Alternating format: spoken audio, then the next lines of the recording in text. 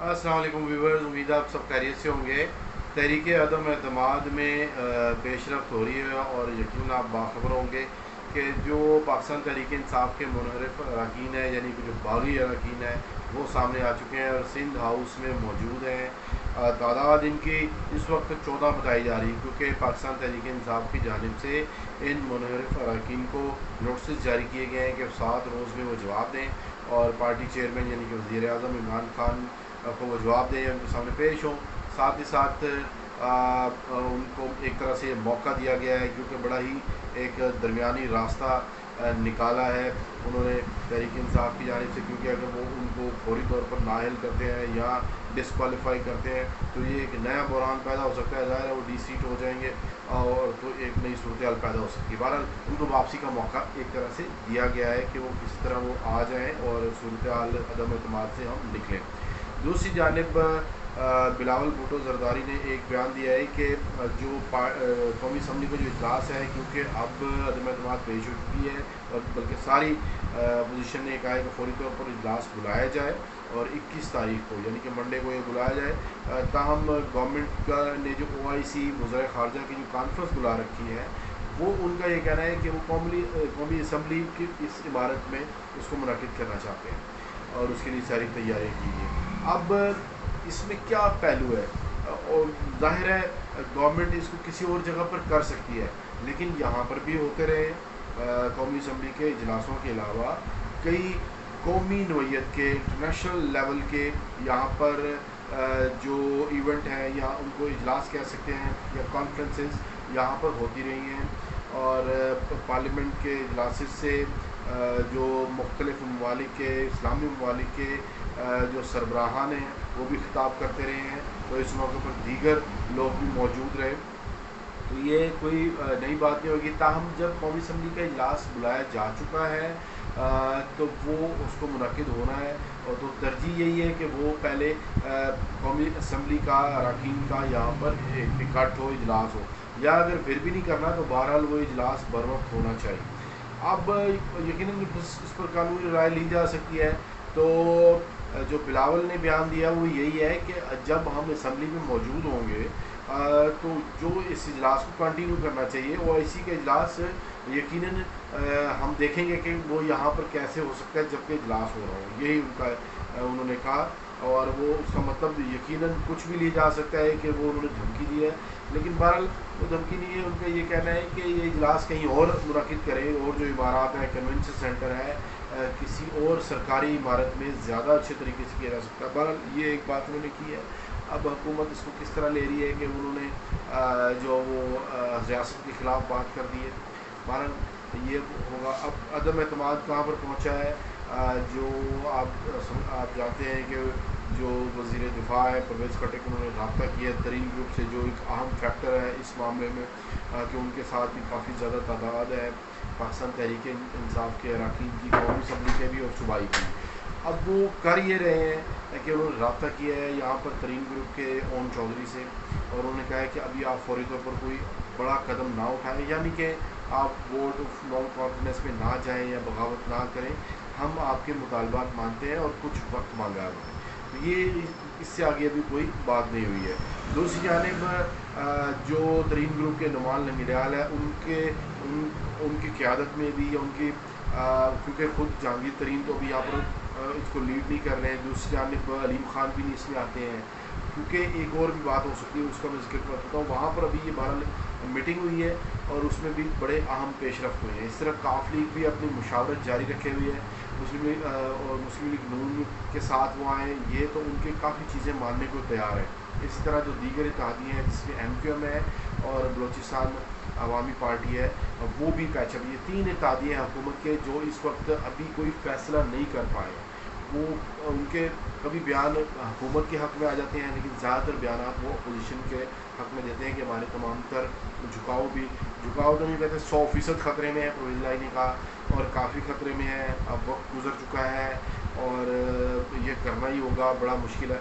इस तरह के बयान परवेज़ लाई ने एक इंटरव्यू में दिए, तो जिससे ये लगा कि शायद उनका झुकाव इधर है।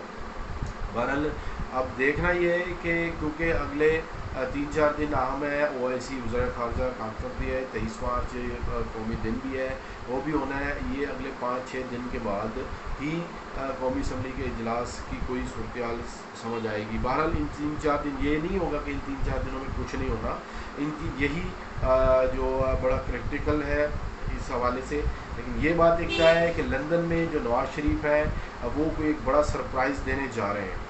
सरप्राइज़ क्या होगा कि ईद के जो रमज़ान मुबारक के बाद उनकी एंट्री भी हो सकती है और भी कुछ और मामला हो सकते हैं। और अपोजिशन ने जो प्लान किया है कि अगर वो तहरीके अदम एतमाद जो कामयाब होती है, उस सूरत में एक बहर नया वज़ीर आज़म आएगा, वो अपोजिशन की जानिब से हो सकता है। अच्छा, यहाँ बाय द वे एक बात है कि तहरीक इंसाफ दोबारा भी अपना कैंडिडेट नॉमिनेट कर सकती है, वो इस दौड़ से बाहर नहीं हो जाएगी। अगर अदम एतमाद कामयाब हो जाती है तो उनके पास नंबर्स तो बहरहाल हैं, वो पार्लियामेंट की सबसे बड़ी जमात है। अगर ये मुनहरिफ अरकान भी निकाल दिए जाएँ जिनकी तादाद 14 अभी तक सामने आई है या 34 कह रहे हैं, तो फिर भी लगभग 140 या 150 अरकान होते हैं, जो एक बड़ी तादाद है। वो फिर किसी तरह इत्तेहादी करके अपना उम्मीदवार बहरहाल वो ला सकते हैं, ठीक है। तो ये कोई बड़ी ट्रांजैक्शन नहीं होती। वज़ीर आज़म अगर बदल रहा है तो वो दोबारा भी अपना उम्मीदवार ला सकते हैं, और आइनी माहिरीन, कानूनी माहिरीन यकीनन इस पर कहेंगे कि क्या एक दफ़ा उतारा गया या अदम एतमाद का शिकार हुआ वज़ीर आज़म जो उम्मीदवार दोबारा आ सकता है, इस पर भी राय की। बहरहाल तहरीक इंसाफ से उम्मीदवार आ सकता है, ठीक है। इसी तरह अपोजिशन भी उम्मीदवार लाएगी, बहरहाल कोई वज़ीर आज़म बनेगा। अपोजिशन अगर कामयाब होती है अपना वज़ीर आज़म बनाने में, जो शहबाज शरीफ नाम लिया जा रहा है, तो कहा जा रहा है कि वो चंद माह बाद दोबारा डिज़ोल्व कर देंगे असम्बलियाँ, और इलेक्शन कमीशन ज़ाहिर है इस सूरत में इलेक्शन अनाउंस करेगा। इलेक्शन होंगे और नया मैंडेट लेके जमातें आएंगी, और जिस पर अपोजिशन को काफ़ी उम्मीद है कि उनकी जमातें मुस्लिम नून, पीपल्स पार्टी, मौलाना फजलुर रहमान की जमीयत उलमा इस्लाम और दीगर जमातें जो इत्तेहादी हैं, वो अपोजिशन की हद तक PDM है, वो कामयाब होंगी और एक जो गवर्नमेंट बनेगी। ये उनका प्लान है। बहरहाल अब होता क्या है कि पहले ये जो मामलात हैं, ज़ाहिर है हुकूमत जो होती है उसके पास खासे इख्तियारात होते हैं, टैक्टिक्स होते हैं। हुकूमत को गिराना या बदलना इतना आसान नहीं है अपोजिशन के लिए बिलखसूस, कि पहले तो देखें ना अदम एतमाद ले आए, उनके अपने नंबर्स भी, अब ये तो बात तय होगी कि नंबर्स गवर्नमेंट के पास कम है, क्योंकि अगर मुनहरिफ अरकान इधर आ जाते हैं जिनकी तादाद 14 भी अगर मान ली जाए, तो नंबर्स तो उनके कम हो गए और अपोजिशन के नंबर पूरे हो गए। 172 का जो वादा पूरा हो गया। या दूसरी जानिब ये अब उन्होंने 7 रोज़ का जो नोटिस दे दिए हैं उनको, होगा क्या, इनको डीफ्रीज कर सकते हैं। अगर ये जवाब ना दें तो इनको डी सीट तो नहीं करेंगे, इनकी रुकनीत रोक देंगे या फ्रीज़ कर देंगे।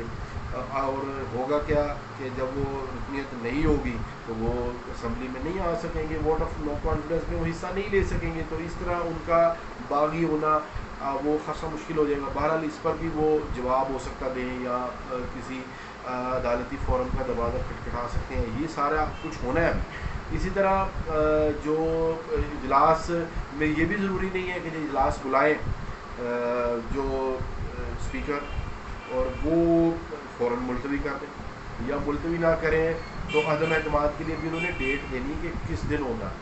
अभी तो सिर्फ इजलास की डेट आई, तो मे बी कि वो उसको लेट कर दें। बहरहाल इस पर कानूनी माहिरीन का कहना है कि 7 रोज़ में होना लाजमी होती है। तो ये सारी चीज़ें हैं। बस सदारती रेफरेंस की जो गुज़िश्ता रोज़ बाज़गश थी वो तो अभी ख़त्म हुई, क्योंकि जब तक वो कंडक्ट नहीं करते तब तक उनको नाहल या रोका नहीं जा सकता, ना ही हॉर्स ट्रेडिंग की तो अभी इल्ज़ामात है ना।